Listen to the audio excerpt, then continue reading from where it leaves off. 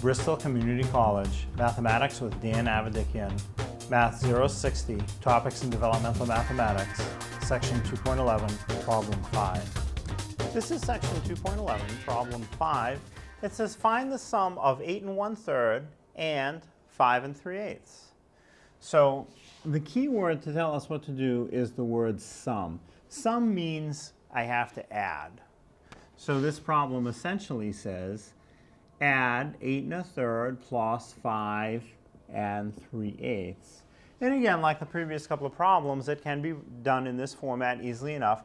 I prefer the vertical format. I think that makes it a little bit easier. So I'm going to write it this way, 8 1/3 plus 5 3/8. Now, in order to add fractions, I need to have a common denominator, so I need to work with the 3 and the 8 and find the smallest value that I can that they both divide into evenly, which would be 24. 3 divides into 24 evenly. 8 also divides into 24 evenly. If it's not the smallest possible value, it'll still work, but the smaller the better. It'll just make your work a little bit easier.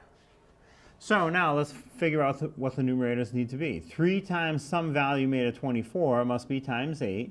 And then 1 times some value, that value being 8, 1 times 8 will be 8. So that takes care of the upper fraction of 1/3. Now the lower fraction of 3/8, what's the new numerator? So 8 times something became a 24 would be times 3. So the numerator of 3 is multiplied times the same value, times 3. 3 times 3 would make a 9. Now I have a common denominator. I can combine the numerators. Common denominator is 24. Combine the numerators, 8 plus 9 more. 8 plus 9 more is 17. Don't forget the whole numbers. Those have to be added together also.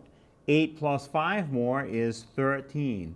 And that would make the final answer 13 and 17 over 24.